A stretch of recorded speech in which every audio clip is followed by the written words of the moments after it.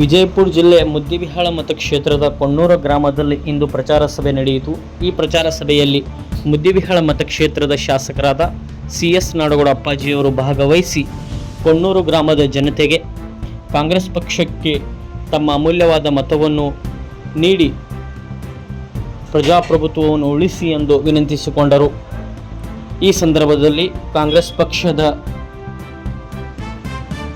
ಕಾರ್ಯಕರ್ತರು, ಕಾಂಗ್ರೆಸ್ ಪಕ್ಷದ ಮುಖಂಡರು, ಕೊಣ್ಣೂರು ಗ್ರಾಮದ ಮುಖಂಡರು ಮತ್ತು ಅಸ್ಕಿ ಫೌಂಡೇಶನ್ನ ಅಧ್ಯಕ್ಷರಾದ CV ಅಸ್ಕಿ, ಅನೇಕ ಗಣ್ಯಮಾನ್ಯರು, ತಾಯಂದಿರು ಉಪಸ್ಥಿತರಿದ್ದರು. Bureau report, TLK express news, Konnur.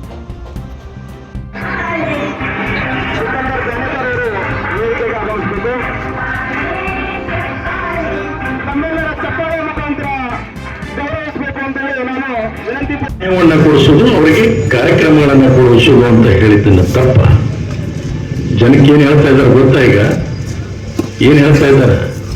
ನಿಮ್ಮ ಕುರುಬರದು, ನಿಮ್ಮ ಬ್ಯಾಡ್ರದು, ನಿಮ್ಮ ಏನಪ್ಪ ಇರ್ತಕ್ಕಂಥ ಇತರೆ ಜನರು ಏನಿದಾರಲ್ಲ, ಬೇರೆ ಬೇರೆ ಸಮಾಜದವರು, ಕಂಬಾರು, ಕುಂಬಾರು, ಅಕ್ಷರಗಾರರು, ಇವ್ರದೆಲ್ಲ ಮೀಸಲಾತಿ ಕಿತ್ತಿ ಇವ್ರನ್ನ OBC ಮೈನಾರಿಟಿ ಅವ್ರನ್ನ ತಗೊಂಡು ಅವ್ರಿಗೆ ಕೊಡಕ್ ಕಾಂಗ್ರೆಸ್ ಮುಂದಾಗಿದೆ ಅಂತ ಹೇಳ್ತಾರೆ. ಇದು ಅಪ್ಪಟ್ಟ ಸುಳ್ಳ. ಪ್ರಾಮಾಣಿಕವಾಗಿ ಹೇಳ್ತಿದ್ರು, ಅಪ್ಪಟ್ಟ ಸುಳ್ಳ. ಅದನ್ನ ಅವರು ಕೂಡ ಬಯಸೋದಿಲ್ಲ.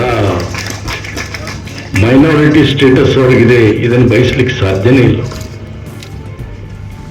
ಅವ್ರಿಗೆ ಅಲ್ಪಸಂಖ್ಯಾತರಿಗೆ ಏನು ಮೀಸಲಾತಿ ಇದೆ, ಅವ್ರ ಜನಗಣತಿ ಆಧಾರದ ಮೇಲೆ ಏನು ಮೀಸಲಾತಿ ಅವ್ರಿಗೆ ಸಿಗುವಂತಹದ್ದು ಅವ್ರಿಗೆ ಹಕ್ಕು. ಅದನ್ನ ಅವರು ಕೂಡ ತಪ್ಪಿಸ್ಲಿಕ್ಕೆ ಆಗೋದಿಲ್ಲ. ಯಾಕಂದ್ರೆ ಇದ್ರ ಸಂವಿಧಾನವನ್ನ ಬರೆದಿಟ್ಟು ಶಾಸನವನ್ನ ಮಾಡಿದಂಥವ್ರು ಯಾರಂದ್ರೆ ಡಾಕ್ಟರ್ ಬಾಬಾ ಸಾಹೇಬ್ ಅಂಬೇಡ್ಕರ್ ಅನ್ನೋದನ್ನ ಈ ದೇಶದವ್ರು ಯಾರು ಮರೆಯತಕ್ಕಂಥದ್ದು. ಇದನ್ನ ಅರ್ಥ ಮಾಡ್ಕೊಳ್ಳಿ. ಒಬ್ಬ ಪ್ರಧಾನಮಂತ್ರಿಯಾಗಿ ಬಾಯಿ ಬೀಗನೇ ಇಲ್ಲ ಹಾಗೆ ಮಾತಾಡ್ತಾರೆ. ಏನ್ ಮಾತಾಡ್ತಾರೋ ಗೊತ್ತಿಲ್ಲ. ನನಗನ್ಸುತ್ತೆ ಒಮ್ಮೊಮ್ಮೆ ಇವ್ರು ಎಲ್ಲಾದ್ರೂ ನಾಟಕ ಮಾಡಕ್ ಹೋಗ್ಬೇಕಾಗಿತ್ತು. ಸಿನಿಮಾ ಆಕ್ಟರ್ ಆಗಿದ್ರೆ ದೇಶದ ಪ್ರಧಾನಮಂತ್ರಿ ಕೇಳೋಕ್ಕಿಂತ ಒಬ್ಬ ಒಳ್ಳೆ ಆಕ್ಟರ್ ಆಗ್ತಿದ್ದ ನನಗೆ ಆಗಿದೆ. ನನಗೆ ಬರೇ ಸುಳ್ಳು, ಬರೇ ನಾಟಕ.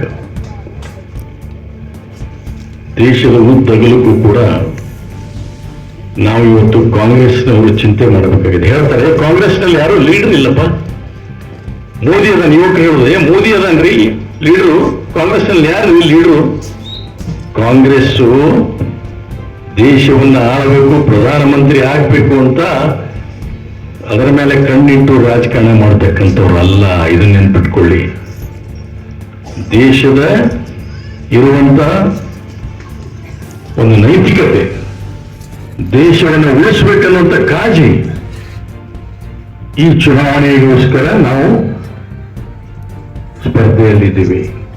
ಇಂಡಿಯಾ ಒಕ್ಕೂಟದಲ್ಲಿದ್ದೇವೆ. ನಾನು ಈ ಮಾತನ್ನು ಹೇಳ್ತೇನೆ.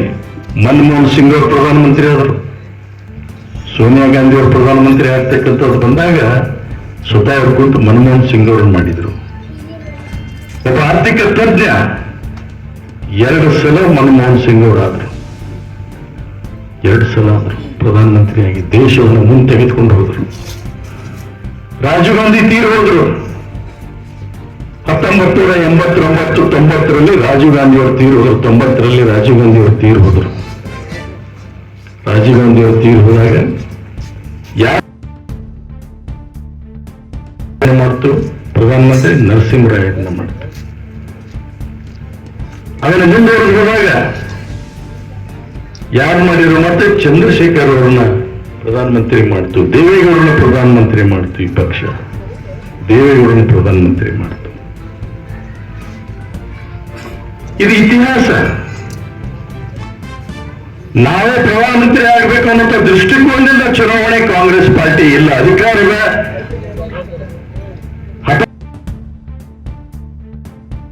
ಎಲ್ಲ ಈ ದೇಶವನ್ನು ಉಳಿಸ್ಬೇಕು ಅನ್ನೋದಕ್ಕೋಸ್ಕರ ಈ ಚುನಾವಣೆ. ನೀವೆಲ್ಲರೂ ಅರ್ಥ ಮಾಡ್ಕೋಬೇಕು ಯುವಕರು. ನಾನು ಹೇಳೇನೆ, ನಿನ್ನೇನು ಹೇಳಿದ್ದೀನಿ, ಇವತ್ತು ಹೇಳ್ತೇನೆ. ನೀವು ಪೆನ್ನಲ್ಲಿ ಮಸಿ ತುಂಬ್ರಿ. ಖರ್ಗೆ ಅವರಿಂದ ಹೇಳಲು ಪ್ರಾರಂಭ ಮಾಡ್ರಿ. ನಾಯಕರು ಕಾಂಗ್ರೆಸ್ನಲ್ಲಿ ಖರ್ಗೆಯವರು, ರಾಹುಲ್ ಗಾಂಧಿಯವರು, ಸೋನಿಯಾ ಗಾಂಧಿಯವರು,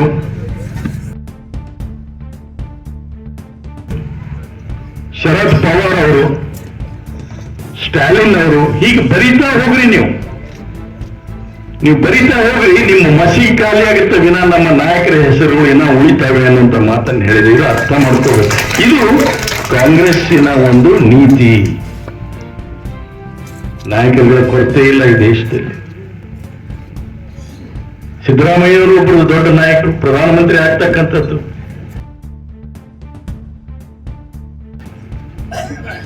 ಪ್ರಧಾನಮಂತ್ರಿ ನಾನು ಹೇಳಿದೆ ಹಿಂದೆ ಸಿದ್ದರಾಮಯ್ಯ ಅವರಿಗೆ, ಸರ್ ನೀವು ಹಿಂದಿ ಕಲ್ತು ಬಿಡ್ರಿ, ನೀವು ಹಿಂದಿ ಕಲ್ತ್ರೆ ನೀವು ರಾಷ್ಟ್ರದ ನಾಯಕರಾಗ್ತೀರಿ ಅಂತ ಹೇಳಿದೆ. ಹೋಗಿ ಏನ್ ಮಾಡ್ಲಪ್ಪ ಎಲ್ಲಾಗ ನಾನು ಸಾಕು, ನನಗೆ ಇಲ್ಲೇ ಸಾಕು ಅಂತಂದ್ರು. ಹಿಂದಿ ಕಲೀರಿ ಸರ್, ಒಂದು ತಿಂಗಳದಾಗ ಕಲಿತೀರಿ ನೀವು ಹಿಂದಿ ಅಂತ ಹೇಳಿದ್ ನಾನು. ಬೇಡ ಮರ ಆರಾಮದಿನ ಇಲ್ಲೇ ರಾಜ್ಯದಾಗ ಅಂದ್ರು. ಯಾಕೆ ಈ ಮಾತು ಹೇಳ್ತೇನೆ, ಕಾಂಗ್ರೆಸ್ನಲ್ಲಿ ನಾಯಕ ಈ ದೇಶದಲ್ಲಿ ನಾಯಕತ್ವದ ಕೊರತೆ ಇಲ್ಲ. ಯುವಕರಿಗೆ ಅರ್ಥ ಮಾಡ್ಕೋಬೇಕು. ಅದಕ್ಕೆ ಹೇಳುದು, ಮೊದಲು ಕಸವನ್ನ ತೆಗೀರಿ, ನಿಮ್ಮ ತಲೆಯಲ್ಲಿರುವ ಕಸ ತೆಗೀರಿ ಮೊದಲು. ಈ ದೇಶ ಮಾರಾಟ ಆಗುತ್ತೆ ಅನ್ನುವಂಥದ್ದೇನು ಮೋದಿ ಅವರು ಹೇಳ್ತಾರಲ್ಲ, ಈ ದೇಶ ಎಷ್ಟು ಭದ್ರವಾಗಿದೆ ಅನ್ನುವಂಥದ್ದನ್ನು ಹೇಳದವರ ಯಾವುದೇ ಕಾಲಕ್ಕೂ ಯಾವುದೇ ಸಂದರ್ಭದಲ್ಲಿ ಕೂಡ ನಮ್ಮಲ್ಲಿ ಇರ್ತಕ್ಕಂಥ ಏನು ಈ ದೇಶದ ಅಭಿಮಾನ ಎಷ್ಟಿದೆ ಎಲ್ಲರಲ್ಲಿ ಅಂತಂದ್ರೆ, ಬಂದರೂ ಕೂಡ ನಾವು ಹೆದರಲಾರದಂತ ಪರಿಸ್ಥಿತಿಯಲ್ಲಿ ಇವತ್ತು ನಮ್ಮ ಭಾರತ ದೇಶದ ನಾಯಕರು ಇದ್ದಾರೆ ಅನ್ನುವಂಥದ್ದನ್ನ ನಾವೆಲ್ಲರೂ ಅರ್ಥ ಮಾಡ್ಕೊಳ್ರಿ. ಮೊದಲು ಯಾರಿಗೂ ಅಂಜೋದಿಲ್ಲ, ನಾವು ಯಾರಿಗೂ ಅಂಜಬೇಕಾದ ಅವಶ್ಯಕತೆ ಇಲ್ಲ. ಆ ಭಯ ನಿಮ್ ತಲೆಗೆ ಹಾಕ್ತಾರೆ. ಮೋದಿಯವರಿಲ್ಲದ್ರೆ ಈ ದೇಶ 60 ವರ್ಷ ಹಿಂದೆ ಮಾಡಿವಲ್ಲ, ದೇಶ ಹೊಡಿತ ಅವರ ಕೈಯಿಂದ ಪಾರ ಮಾಡಿದಂತ, ಪಾಕಿಸ್ತಾನದ ಹಿಡಿತದಿಂದ ಪಾರ ಮಾಡಿದಂತ ಕೀರ್ತಿ ಯಾರಿಗಾರ ಹೋಗುತ್ತಂದ್ರೆ ಅದು ಶ್ರೀಮತಿ ಸೋನಿಯಾ ಗಾಂಧಿ. ದೇಶವನ್ನು ಒಡೆದು ಛಿದ್ರ ಮಾಡಿದರು. ಈಸ್ಟ್ ಪಾಕಿಸ್ತಾನ, ವೆಸ್ಟ್ ಪಾಕಿಸ್ತಾನ ಅಂತ ಮಾಡಿದರು. ದೇಶವನ್ನು ಹೊರ ಹಾಕಿದರು. ಚೈನಾಗಳಿಂದ ನಮ್ಮ ಗಡಿ ಒಳಗೆ ಬಂದಾಗ ಅವ್ರನ್ನ ಅಟ್ಟೆಗೆ ಹಾಕಿ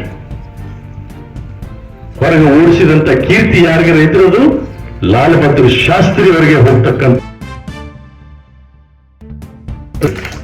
ಇದನ್ನ ಅರ್ಥ ಮಾಡ್ಕೊ. ಈಗ 400 ಮೈಲ್ ಒಳಗೆ ಬಂದಾರಂತವ್ರು. ಚೈನಾದವರು ಎಷ್ಟು ಬಂದಾರ?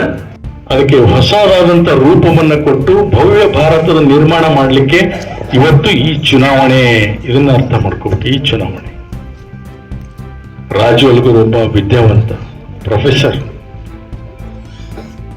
ಒಳ್ಳೆ ಭಾಷಣಕಾರ, ಒಳ್ಳೆ ಮಾತುಗಾರ, 4 ಭಾಷೆ ಮಾತಾಡ್ತಾನೆ.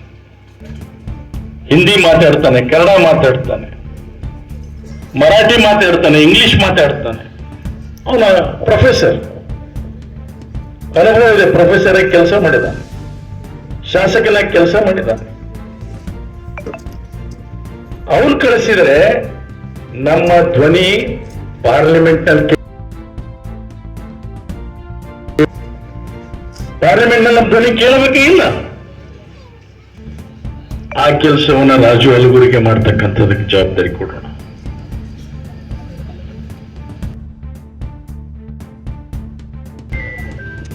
ನಿಮ್ಮ ಮನೆಯಲ್ಲಿ ಒಬ್ಬನ ಕೆಲಸಕ್ಕೆ ಇಟ್ಕೊಂತೀರಿ, ಹಳೆಯನೋ ಬೀಗನೋ ಯಾರೋ ಒಬ್ರು ಬಡವನಂತ,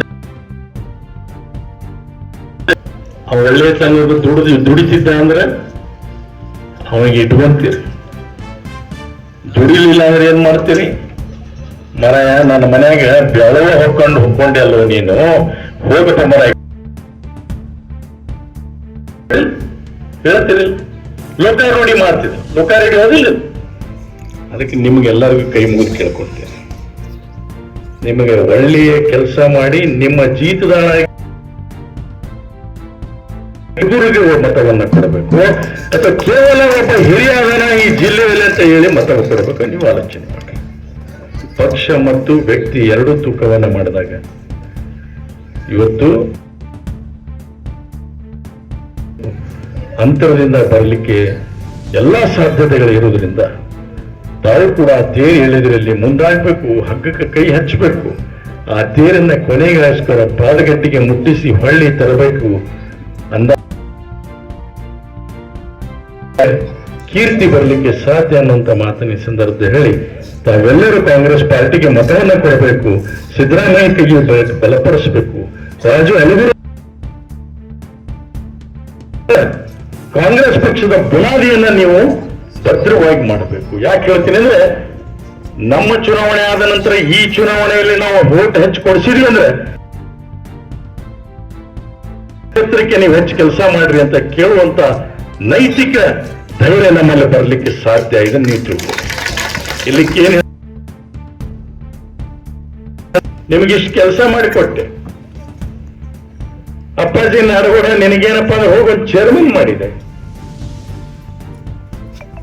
ನನಗೆ ಓಟೇ ಬರಲಿಲ್ಲ, ನಮ್ಮ ಕಾಂಗ್ರೆಸ್ಸಿಗೆ ಓಟೇ ಬರಲಿಲ್ಲ. ಅಲ್ಲಿ ಏನ್ ಕೆಲಸ ಮಾಡಿದ್ರಿ? ಜನ ಬರೀ ಏನು ಕೇಳೋದೇ ಇಲ್ಲಲ್ಲ, ಏನು ಕೊಟ್ಟರು ಓಟ್ ಹಾಕೋದಿಲ್ಲ ಅಂದ್ರೆ ಯಾಕೆ ನಾ ಎಲ್ಲಿ ಓಟ್ ಹಾಕ್ತಾರ ಅಲ್ಲಿ ಕೆಲಸ ಮಾಡ್ತೀನಿ ಅನ್ನುವಂತ ಭಾವನೆ ಅವರಲ್ಲಿ ಬರಬಾರ್ದು.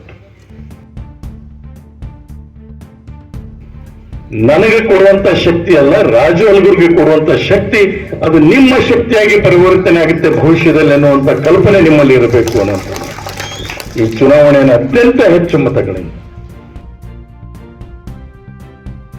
400 ಲೀಡ್ಗಳನ್ನ ಕೊಟ್ಟು ಯುವಕ ಮಿತ್ರ ಎಲ್ಲರೂ ಇವರೆಲ್ಲ ಯಾವ್ದಾರು ಇಲ್ಲೆಲ್ಲ ಇವರೆಲ್ಲ ಪಂಚಾಯತಿ ತಾಲೂಕು